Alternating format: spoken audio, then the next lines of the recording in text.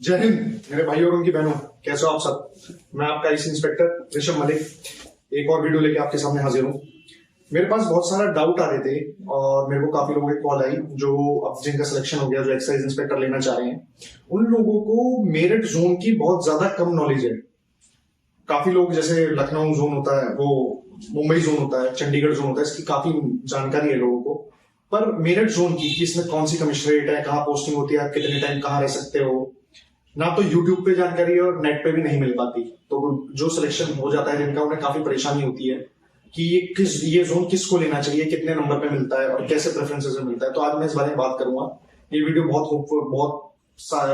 Helpful होगी after selection. जो selection हो जाता है उसके बाद प्रेफरेंसेस भरने में आपको एक्साइज इंस्पेक्टर मिल गया तो आपको जोन कैसे मिले, किस के लिए अच्छा रहेगा। सबसे पहले मैं बात करता हूँ कि जो मेरठ जोन है, ये लखनऊ के अंदर एक सब जोन आता है। ये अपने आप में अलग जोन है, कोई भी इस बात को ना सोचे कि लखनऊ जोन और मेरठ जोन एक है, पर हाँ इसका एक सब जोन है। जब आपको प्रेफरेंसेस मिलती है एक्साइज इंस्पेक्टर की, जोन्स मिलते हैं अलग अलग 16 जोन में है, तो उसमें आपको सबसे पहले लखनऊ जोन ऑप्ट करना पड़ेगा। अब आपको पता है कि दिल्ली के बाद सेकंड नंबर पे लखनऊ जोन की कट ऑफ जाती है। दिल्ली के बाद सेकंड मोस्ट डिमांडेड जो जोन होता है वो लखनऊ होता है। तो लखनऊ जोन के अंदर एक मेरठ सब जोन आता है जिसके अंदर वेस्टर्न यूपी और उत्तराखंड पूरा आता है। आपको मेरठ जोन मिलेगा कैसे, ये डिपेंड करता है। आपको लखनऊ जोन मिलने के बाद जनरली सीसी ऑफिस, जो कि चीफ कमिश्नर्स ऑफिस होता है जो लखनऊ में है, वहां से ये जोन मिलता है मेरठ। तो 100% नहीं है कि आप इसके लिए फिर मेरठ के लिए ऑप्ट करो, कैसे करो। इसका मैटर 80-90% इसका जो तरीका होता है कि वो लोग आपका एड्रेस देखते हैं कि आप वेस्टर्न यूपी, उत्तराखंड के या दिल्ली के आसपास से बिलोंग करते हो, तो वो समझ जाते हैं जनरली आपने लखनऊ जोन इसलिए लिया है कि आपको मेरठ जोन मिल सके।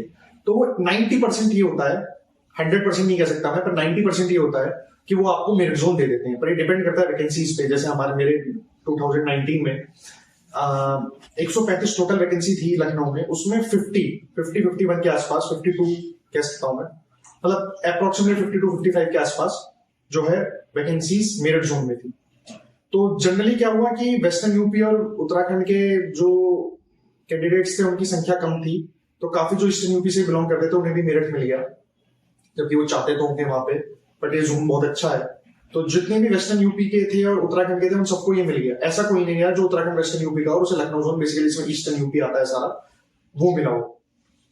वेस्टर्न यूपी और उत्तराखंड में जो ये जोन है मेरठ, इसमें 5 कमिश्नरेट्स आती हैं। जो लोग पहले से जॉब करते हैं उन्हें तो पता होगा, जो नहीं करते, जो आने आ रहे हैं उनके लिए बता दूं, 5 कमिश्नरेट्स आती हैं। नोएडा, गाजियाबाद, ग्रेटर नोएडा जिसे अब जीबी नगर कहते हैं, मेरठ और देहरादून। इन 5 कमिश्नरेट्स में आपकी पोस्टिंग होती है, आपको पता होना चाहिए। उसके बाद कमिश्नरेट्स के बाद आपकी डिवीजन में पोस्टिंग होती है। डिवीजन जो लोग जॉब करते हैं उन्हें पता होगा, बट जो नहीं करते मैं उनके लिए बताना चाहता हूं। हर कमिश्नरेट के अंदर किसी में 5 डिवीजन, 7 डिवीजन, ऐसी डिवीजन होती हैं जो बड़ी कमिश्नरेट होती है। जैसे कि आप देखो जीबी नगर है, उसमें 7 डिवीजन है, यानी कि ग्रेटर नोएडा। ऐसे ही 7-8 डिवीजन आपकी नोएडा में पड़ती है। ऐसे गाजियाबाद में बड़ी बड़ी कमिश्नरेट्स हैं। बेसिकली ये सबसे ज्यादा यूपी में अगर रेवेन्यू जो जीएसटी कलेक्शन करती है वो यही करती है, गाजियाबाद और नोएडा यही करती हैं। अब मैं ये बताना चाहूंगा कि ये जोन किस कैंडिडेट को ऑप्ट करना चाहिए, उसका रेजिडेंस जहां हो। जो भी बंदा एनसीआर से बिलोंग करता है, गाजियाबाद से, नोएडा से, ग्रेटर नोएडा से, इवन दिल्ली से, अगर दिल्ली के बाद अगर दिल्ली के बंदे को दिल्ली नहीं मिल रहा है तो उसके लिए भी सेकंड मोस्ट प्रेफर्ड जोन यही रहेगा। उसके लिए बेस्ट जोन मानता हूं मैं। उसका कारण है क्यों, वो मैं बताता हूं आपको क्यों। गाजियाबाद, नोएडा और ग्रेटर नोएडा ये तीनों कमिश्नरेट्स हैं। और आप लोग जानते होंगे, अगर ज्योग्राफिकली देखें तो ये तीनों सिटीज आपस में बाउंड्री टच करते हैं। ऐसा बहुत रेयर होता है, मैं आपको बता दूं। किसी आप दूसरे जोन में जाओगे तो एक कमिश्नरेट से दूसरी कमिश्नरेट में 200-300 किलोमीटर, 400 किलोमीटर का भी में डिस्टेंस रहता है। पर आप ये देखो, तीनों सिटीज आपस में बाउंड्री टच करते हैं और अपने आप में तीनों कमिश्नरेट हैं, गाजियाबाद, नोएडा और ग्रेटर नोएडा। और उधर मैं आपको मेरठ भी बताऊंगा, पर मैं मेरठ अभी क्यों नहीं बता रहा हूं उसका मैं आपको रीजन बताऊंगा।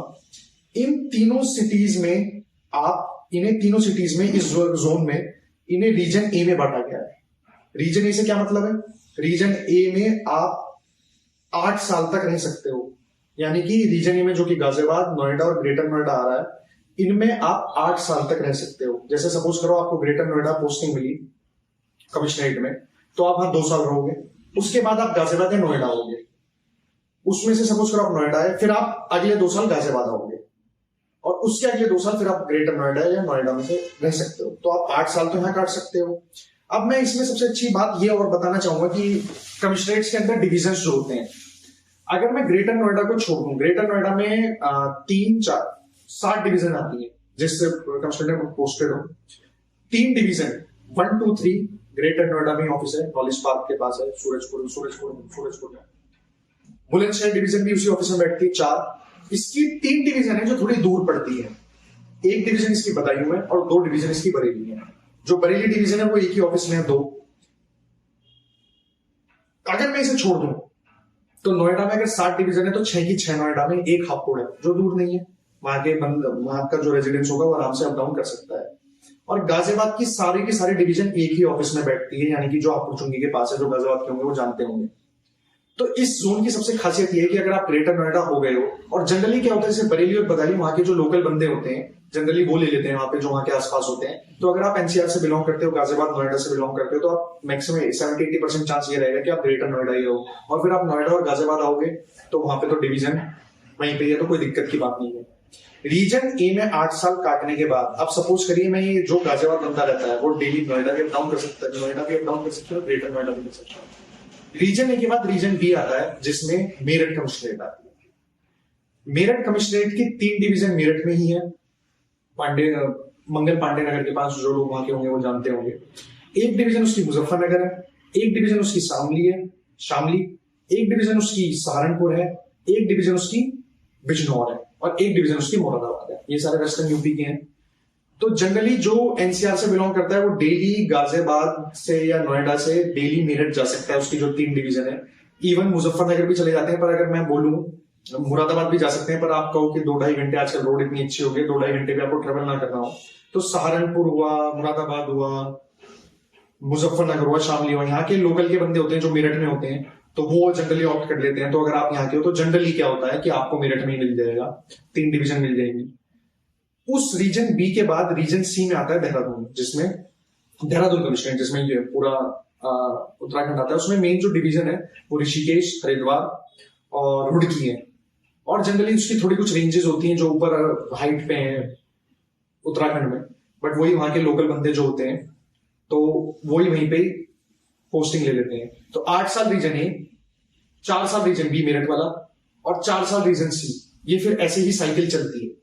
जनरली क्या होता है, एनसीआर वाले ने 8 साल पहले काट लिए रीजन ए में, फिर रीजन बी में भी मेरठ में ही आसपास में ही काट लेता है, डेली चला जाता है जो एनसीआर से बंदा बिलोंग करता है। रीजन सी में वो जाए तो फिर वो 1-2 साल की पोस्टिंग के बाद फिर से इधर आ जाता है। 1 साल या 2 साल मैक्सिमम काटते हैं, 4 साल नहीं काटते, फिर वहां के लोकल बंदे उधर चले जाते हैं, इधर आ जाते हैं जनरली, अगर ज्यादा स्ट्रिक्टनेस ना हो, और जनरली ऐसा ही होता है। ये इसकी पॉलिसी है पूरी। तो आप ये अपने आप में ये जोन यूनिक इसलिए बनता है, जैसे कि मैंने बताया था, रीजन ए में जो एनसीआर में रहता है, तीनों कमिश्नरेट्स और तीनों आपस में मिली हुई है, उधर से मेरठ भी मिला हुआ है, पर वो रीजन बी में तो मैंने इसलिए इंक्लूड नहीं किया था। और रीजन सी भी पास में ही है, 1 साल 2 साल आप काट के आ सकते हो। तो जनरली जो एनसीआर से बिलोंग करता है, अगर उसकी 30-35 साल की सर्विस है, तो ये मान के चलिए 27-28 साल वो इसी एरिया में काट लेगा। 27-28 इवन 30 साल भी वो इसी एरिया में काट लेगा, मतलब 90%, 85% अपना इसी एरिया में काट लेगा, जो कि अपने आप में बहुत बड़ी बात है। दूसरे जोन्स में एक कमिश्नरेट से दूसरे कमिश्नरेट में बहुत बड़ा एरिया आता है, 200, 300 किलोमीटर का दूर होती है, तो वो सब चीजें अपने आप में इस जोन को अलग बनाती है दूसरे जोन से। तो जो लोग एनसीआर में रहते हैं उन लोगों के लिए मैं ये बेस्ट जोन मानता हूं। थोड़ी इस जोन की भी एक कमी ये चल रही है कि इसमें प्रमोशन थोड़े और सब जोन से सबसे स्लो है। पर जैसे मुंबई जोन में भी लिटिगेशन अटकी हुई थी, मुंबई में भी पहले बहुत स्लो प्रमोशन थे, जैसे वो लिटिगेशन कोर्ट से निपटी उसमें प्रमोशन फास्ट हो गई। ये भी लिटिगेशन निपटने पे है, 2-3 साल में निपटने वाली है। मैं इतना डिपार्टमेंट में जाके सीख चुका हूँ इसी से। तो आगे इस जोन में जो प्रमोशन के एस्पेक्ट्स हैं वो बहुत अच्छे होने वाले हैं और बहुत पॉजिटिव होंगे, ये बात मेरी ध्यान रखना। तो किसी ये जो एक ड्रॉबैक है ये भी एक हटने वाला है, और इसमें प्रमोशन भी फास्ट हो जाएंगे, तो बहुत अच्छा जोन अपने आप में बन जाएगा। और ऑफिस वगैरह आप गाजियाबाद, नोएडा, ग्रेटर नोएडा के देखोगे आगे तो बहुत टॉप नॉच अपने आप इंफ्रास्ट्रक्चर वाइज। तो यही मैं आज आपको बताना चाह रहा था कि काफी लोगों को नहीं पता होती है सब चीजें, जो आप सिलेक्शन हो जाता है आपका, उसके बाद ना नेट पे आप यूट्यूब पे सर्च करते रहते हो, आपको नहीं मिल पाता। तो ये उसके लिए वीडियो बहुत अपने आप में हेल्पफुल होगी। और सेकंड, आपको इसके लिए नंबर अच्छे खासे लाने पड़ेंगे, मेरिट में ऊपर रहना पड़ेगा। मैंने बताया जैसे दिल्ली के बाद दूसरा जोन यही रहता है लखनऊ के अंदर मेरठ। तो वैकेंसीज पे डिपेंड करती है। 19 में काफी अच्छी वैकेंसी है, जनरली इतनी आती नहीं है।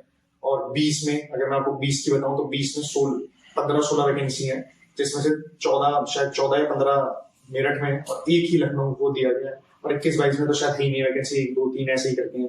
तो वैकेंसीज पे भी बहुत चीजें डिपेंड करती है। पर अगर वैकेंसीज है और आपके इतने नंबर है और आप एनसीआर से बिलोंग करते हैं, स्पेशली गाजियाबाद नोएडा से, तो आपके लिए बेस्ट जोन हो सकता है पोस्टिंग के महीने से, आपके घर के पास से और इंफ्रास्ट्रक्चर वाइज भी। तो बस आज की वीडियो में बस इतना ही। ये नॉलेज थी आपके लिए, होप आपको पसंद आई होगी। मिलते हैं फिर अगली वीडियो में, तब तक के लिए जय हिंद।